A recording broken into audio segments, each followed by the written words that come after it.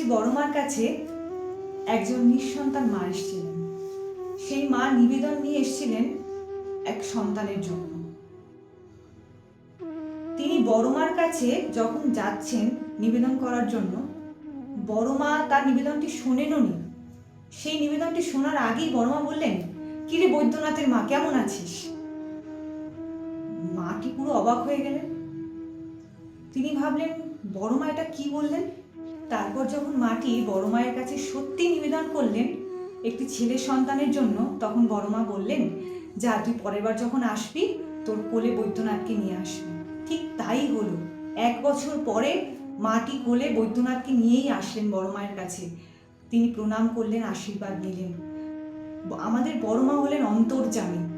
তাদের কাছে না কোনো কিছু নিবেদন করতে হয় না, যদি আমরা একটু মন থেকে না তাদের কাছে প্রার্থনা করি, তিনি ঠিক শুনতে পান।